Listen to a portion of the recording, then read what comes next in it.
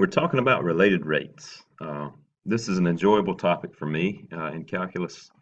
I have an engineering background, so I really like seeing how math relates to the real world, and related rates is a very applicable topic. I like seeing, just kind of looking at the world and seeing the math behind the movement, how things relate to one another mathematically. And that's what we're doing here with related rates. It's kind of exactly what it sounds like. We're relating one rate of change to another. So the idea is to express the rate of change of one quantity in terms of the values and or rates of change of other quantities, which may be more easily measured. That's the whole idea of mathematical problem solving, is to take what you know and use that to figure out what you don't know. And that's what we're doing here. Think about some examples of this. Like, think about maybe here's an example. If you're filling a tub with water, or a tank, or a swimming pool or something, usually that's going to happen by you putting in a volume of water at a nearly constant rate.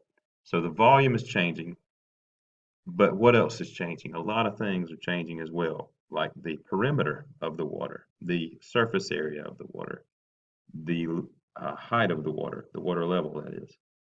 And all those things are changing at a different rate compared to the volume and compared to each other, because they relate to the volume and each other in different ways mathematically. Think of, there's all kinds of, projectile motion, how the height and the distance is changing. Circular motion, the point on a wheel of a car versus the translational motion of the car itself, linear motion. In a biological application, maybe think about body mechanics. Think about someone running. Think about all the things that are moving, all the moving parts of someone running or lifting weights. Think of the rate of change of the angle of the elbow or the angle of the knee, and how that affects the rate of change of just the runner themselves. Even you can see me, as I lift my arm. Think about how the rate of change of the angle of my shoulder versus the rate of change of my hand itself as I raise it up. Maybe think of body chemistry, the rate of change of one substance or chemical in the body, how that affects the rate of change or the amount of another substance in the body. So that's certainly not my field of expertise, but many of you hopefully are geared that way. I do think about some things like biomedical or biomechanical engineering applications. Like if you wanted to make a prosthetic limb for a person, you would want to program that thing. Even robotic prosthetic limbs, to where they do naturally what the body does. So as this particular mechanism is changing, how does that affect the other mechanisms, and how do they all relate to each other at the same time? Interesting stuff. Okay, here, this is a strategy from the hippocampus video, if you watched that earlier. Step one, we want to identify all the known quantities and the quantities that we don't know yet. And it's always good to make a sketch. If one's not given, try to make a sketch yourself. That can help you determine, kind of self-assess, how much do I really understand in this problem. If you could draw a picture of it, then you likely understand it well. And then put this, label the stuff that you know and don't know yet in your drawing. Step two, write an equation involving the variables whose rates of change are given or are to be determined. So after we understand the problem, we want to put a mathematical slant to it. We want to put all these things that we don't know and that we know into an equation, a mathematical relationship. Number three is a big deal here.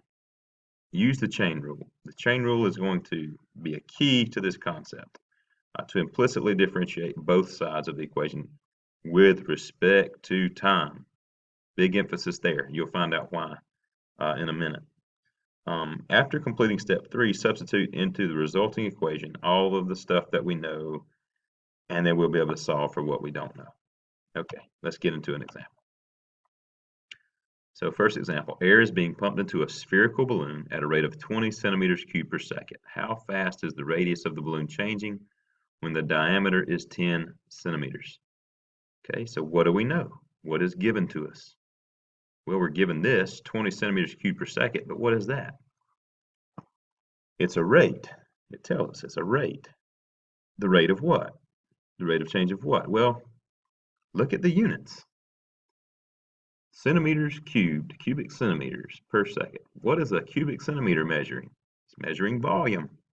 That's the volume of the balloon. That's the rate of change of the volume of the balloon.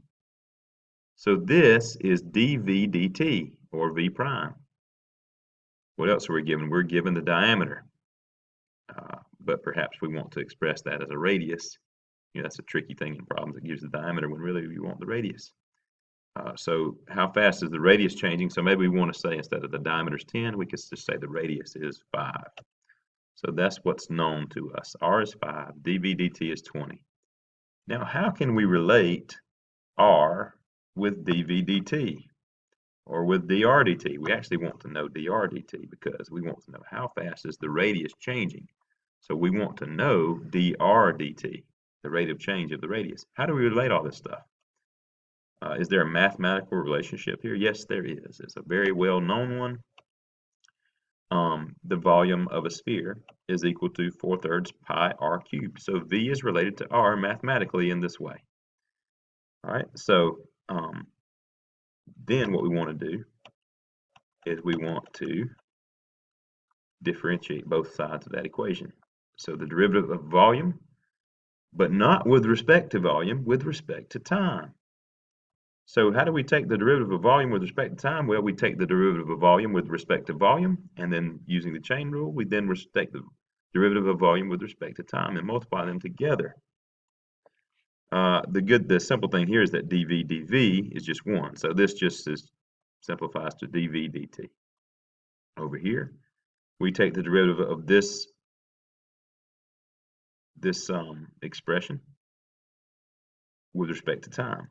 What's the variable though? It's r, it's not t. So we got to use some chain rule stuff. And the chain rule would tell us take the derivative of this big guy with respect to its own variable, d this dr, and then multiply that by the small part with respect to time. So dr dt. And we do that. So the derivative of this guy with respect to r is the power rule. Bring the 3 down, multiply with the 4/3. 3's cancel. You get 4 pi. Take the exponent here and reduce by 1. You get 4 pi r squared. But the chain rule says we then need to multiply that by the derivative of r with respect to time. So dr dt. So what we have is dV dt equals 4 pi r squared dr dt. So that's our equation, and we know a lot of this. We know dV dt, we know r, so we substitute those things in. 20 goes there, 5 goes there, and the only unknown quantity now is dr dt, which is what we want to find. We can algebra this thing now. Divide by 4 pi and 25, and we'll get our answer. The answer is 1/5 pi, or about 0.064 centimeters per second. That's a lot different rate of change than the volume. The volume was 20 centimeters cubed per second, and the radius is only 0.064 centimeters per second. I've got an illustration here that I want to show you, and here's the illustration. Look how R is changing, okay? R is changing at a constant rate in this particular instance, in this illustration. But how is volume changing? Okay, let's come over here, R. Let's come over here, and you can see that the volume is changing kind of slowly at first, but then as R gets bigger, it's starting to count quicker. So let's try that again. Okay.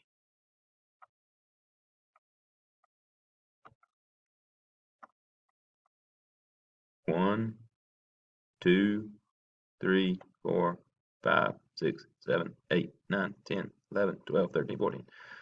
You could hear it in my voice. I'm having to count faster and faster. The bigger the balloon gets, the bigger R gets, the faster I'm having to count this thing.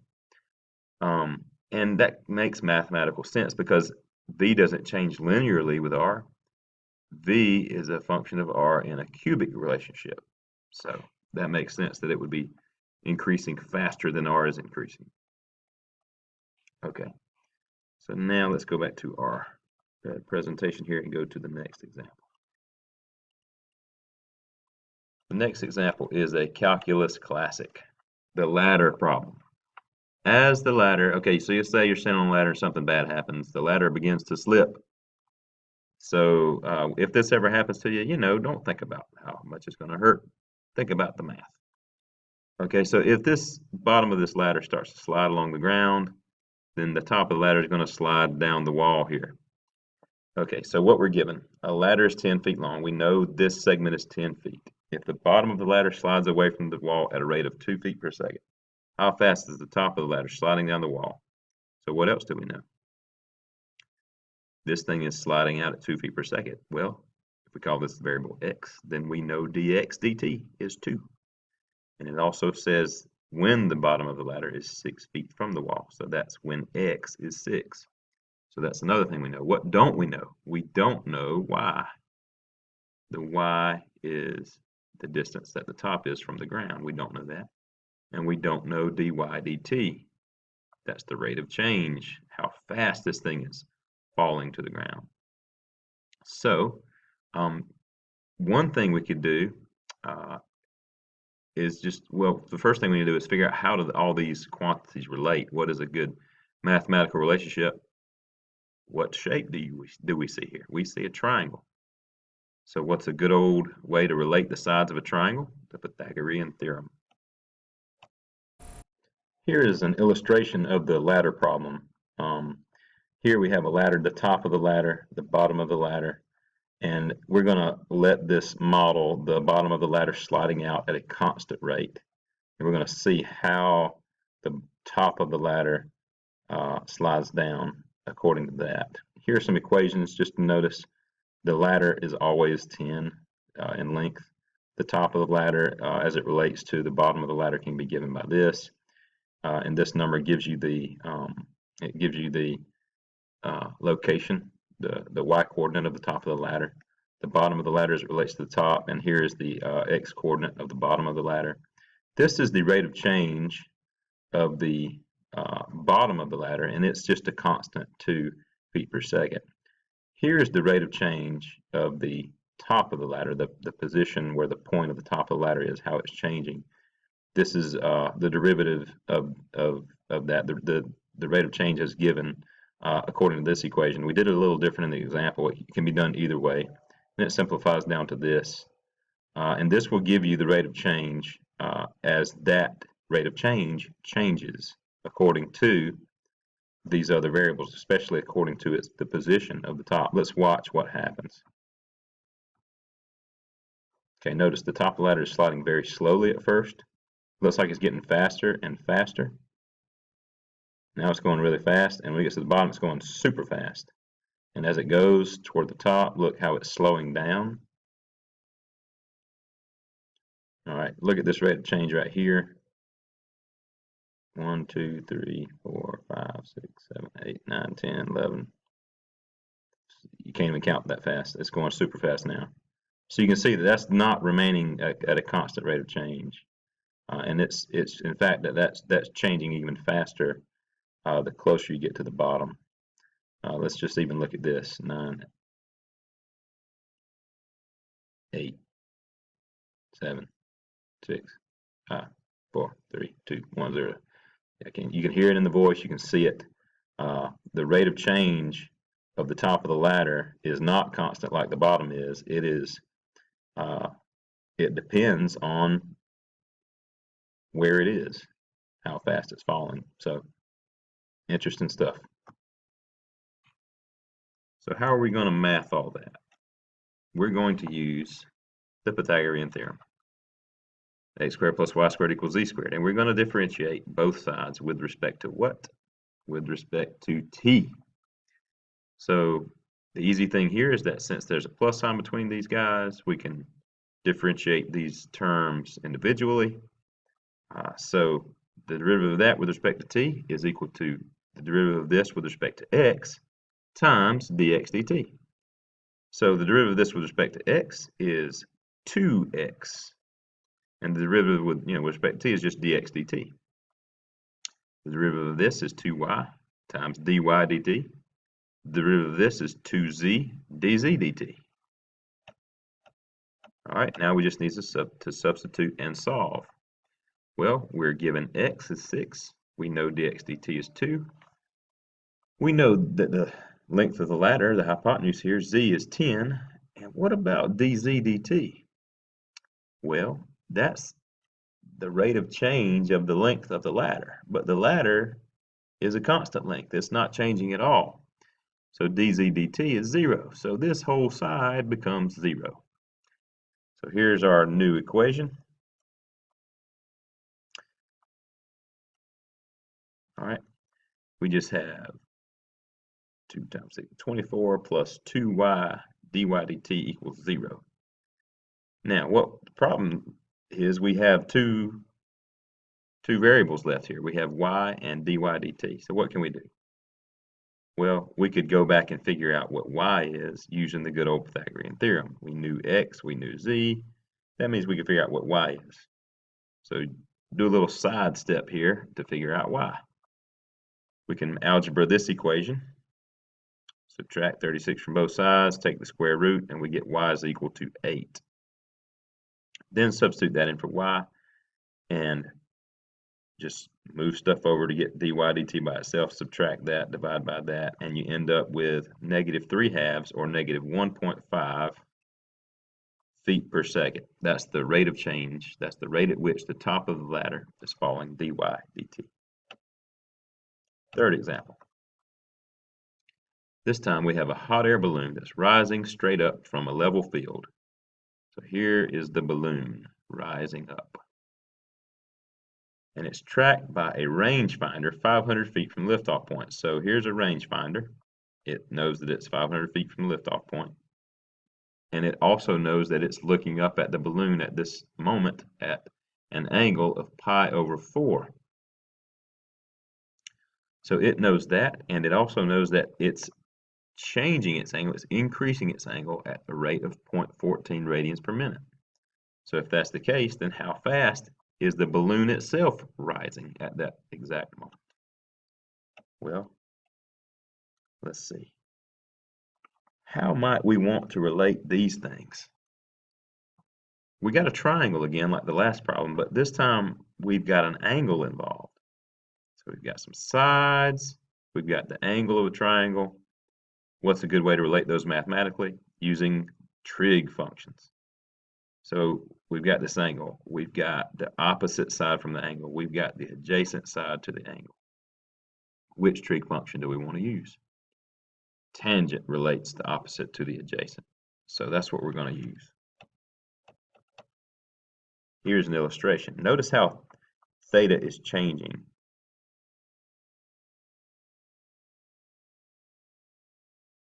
Okay, let's start that over.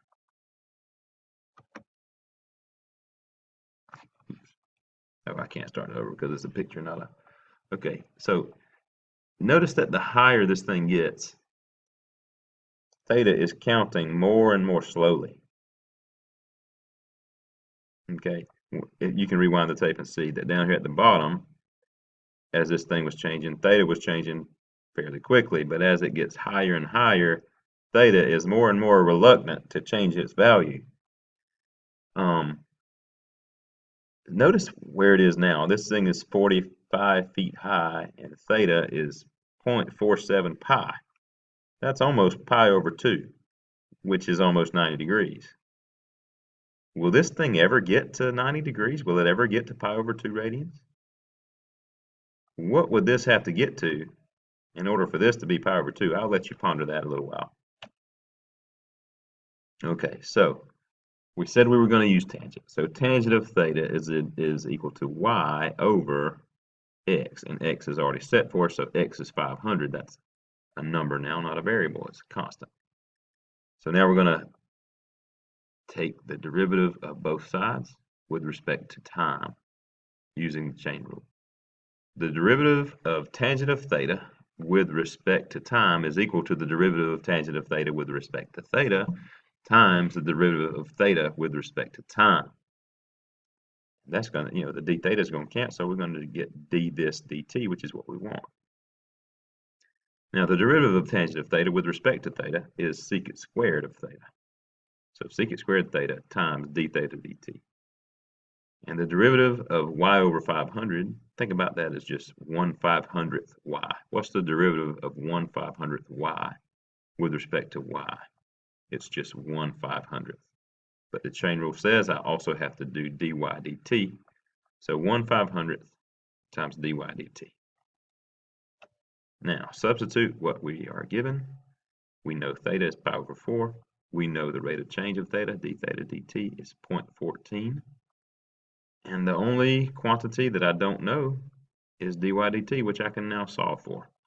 So do secant squared of pi over 4, probably in your calculator, multiply it by 0.14, then multiply by 500 on both sides, and we get that dy dt equals 140 feet per minute. Or maybe you can't see this, but 140 feet per minute is equal to also 2.3 feet per second. So whichever one of those units that you would like to express that in is probably fine. And those are the examples that we have for related rates. I hope you learned something from them. I hope you practice more of them and that you get good at it and make the world a better place through math. See you next time.